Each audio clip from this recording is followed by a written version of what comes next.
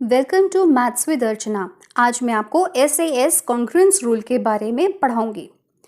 SAS congruence criteria होता है if under a correspondence two sides and the angle included between them of a triangle are equal to two corresponding sides and the angle included between them of another triangle, then the triangles are congruent. सरल भाषा में इसका मतलब है कि अगर हमारे पास दो ट्राइंगल्स हैं, अब उनकी बेस साइड हम ले लेते हैं 4 सेंटीमीटर। ठीक है, अब ये वाला जो एंगल है ये 60 डिग्री है और ये वाला जो साइड है वो 4.5 सेंटीमीटर है दोनों ट्राइंगल्स का। तो इसमें आप समझिए कि एक साइड तो होगी बेस साइड 4 सेंटीमीटर है दोनों की, और जो दूसरी साइड है वो यहाँ पे 4.5 सेंटीमीटर मैंने बताई है। इन दो साइड्स के बीच में जो एंगल बन रहा है वो भी सेम है, 60 डिग्री। साइड एंगल साइड, इसीलिए इसका नाम है SAS कॉन्ग्रुएंस क्राइटेरिया। चलिए अब हम जांचते हैं कि क्या ये तीन ट्राइंगल्स आपस में कॉन्ग्रुएंट हैं। तो अब आप ये देखिए, पहले ट्राइंगल में बेस साइड दे रखी है 5.5 सेंटीमीटर और लेफ्ट हैंड साइड में ये है 6 सेंटीमीटर की साइड और थर्ड साइड है 5.4 सेंटीमीटर। अब आप इनकी एंगल्स पे गौर कीजिए। सेकेंड ट्राइंगल में प्रॉब्लम ये है कि सेकेंड ट्राइंगल में 5.5, 3.6 एंड 3.6 सेंटीमीटर की लाइंस हैं और इनके जो एंगल्स हैं वो 65, 65 और 50 डिग्री हैं। तो सेकेंड ट्राइंगल तो बाकी के दोनों ट्राइंगल्स में से किसी के साथ भी कॉन्ग्रुएंट होगा नहीं। थर्ड ट्राइंगल में जो बेस साइड है वो है 5.5 सेंटीमीटर, लेफ्ट साइड वाली है 5.8 और थर्ड साइड है 5.4 सेंटीमीटर।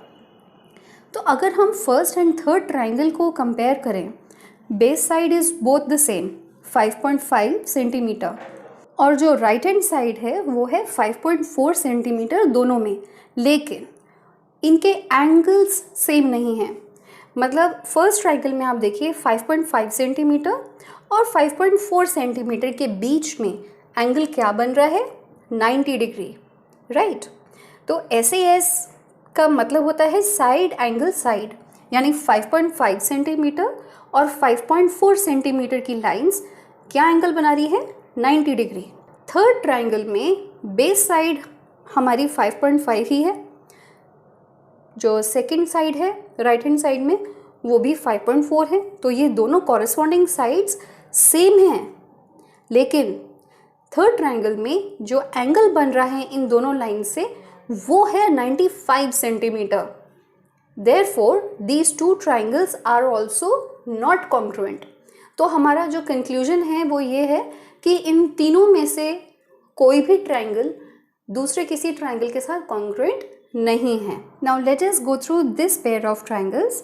इस दोनों में फर्स्ट एंड सेकेंड ट्राइंगल दोनों में ही बेस साइड हमारी 5.5 सेंटीमीटर है और लेफ्ट हैंड साइड दोनों की ही 6 सेंटीमीटर है और राइट हैंड साइड भी दोनों की 6 सेंटीमीटर है।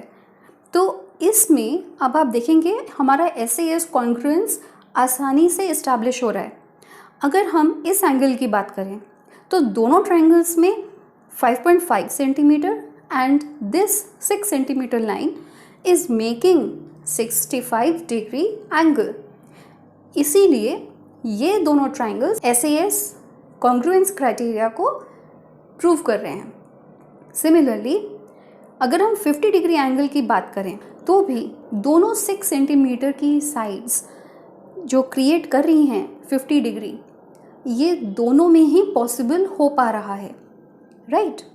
कॉरेस्पॉन्डेंट है, ये दोनों लाइंस आपस में कॉरेस्पॉन्डिंग साइड्स हैं और ये दोनों एंगल्स कॉरेस्पॉन्डिंग एंगल्स हैं। सो देयरफॉर यहाँ पे SAS congruence side angle side congruence establish हो रहा है and that's why these two triangles are congruent to each other as per SAS congruence criteria.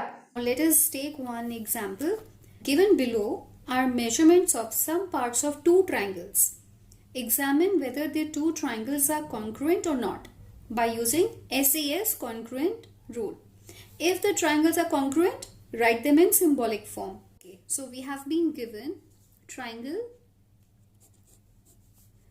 ABC, and we have to understand if it is going to be congruent to triangle DEF. So this is our goal, to find out congruency as per SAS rule. तो ये हमें एक limitation दे दी है कि congruency prove करनी है, लेकिन सिर्फ SAS रूल के मुताबिक. तो SAS रूल क्या होता है? साइड एंगल साइड रूल, यानी कोई भी दो sides of the triangle and the angle being formed by these two sides. तो ये हमारा साइड 1 है, ये साइड 2 है.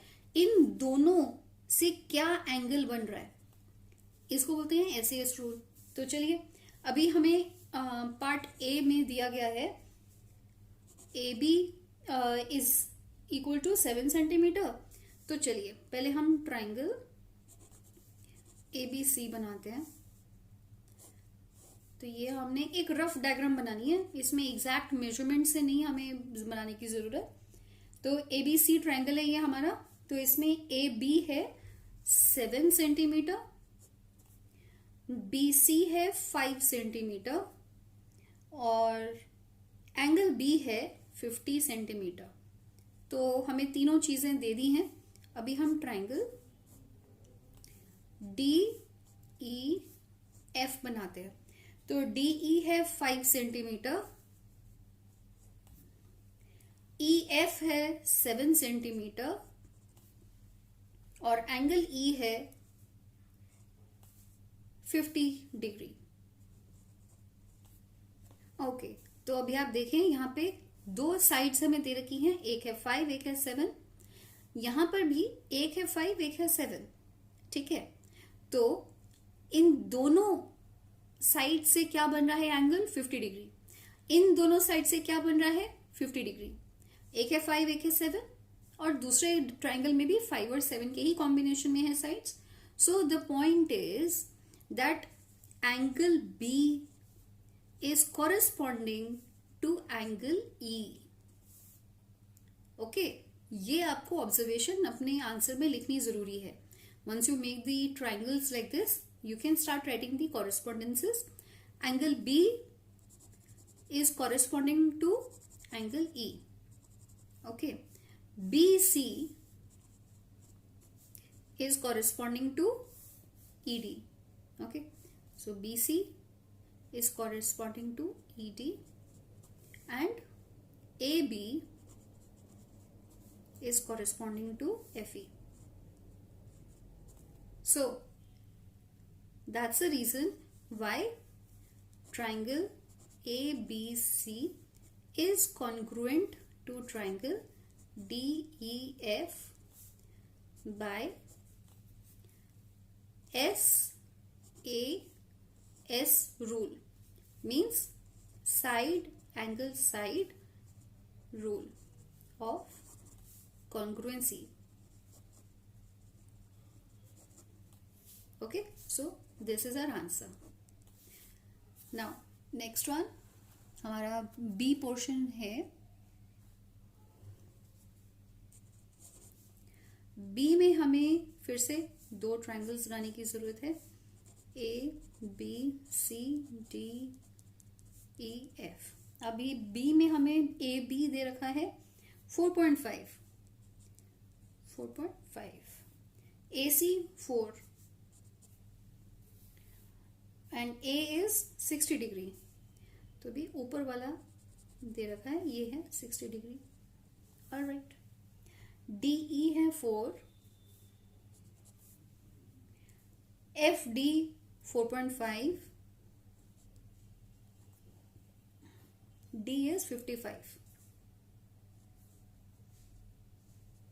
तो अभी आप ये समझिए कि कॉरेस्पॉन्डिंग एंगल्स ही तो गलत हैं, एक में 60 दे रखा है, एक में 55 है, दोनों अलग अलग है, ठीक है, गलत नहीं बोलेंगे, हम बोलेंगे अलग अलग एंगल्स हैं। तो because the corresponding angles A and D are not the same, therefore triangle ABC is not congruent to triangle DEF because का साइन ऐसे होता है, therefore का पुट्ठा होता है, ऊपर 2 डॉट्स और नीचे 1 dot, because angle A is not equal to angle D. Simple. Okay, again first we'll make the triangles A, B, C, D, E, F. A, okay, पहले दिया है BC is equal to 6, AC 4,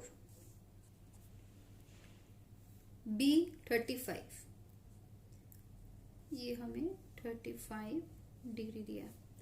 और DEF में क्या है, DF 4, EF 6 centimetre, E है 35। अब ये तो बिल्कुल अजीब सी बात है कि इवन दो दी कॉरेस्पॉन्डिंग एंगल्स, अब यहाँ पे मतलब देखा जाए तो angle B is corresponding to angle E, right, एकदम करेक्ट है, this is okay, but this angle is not included between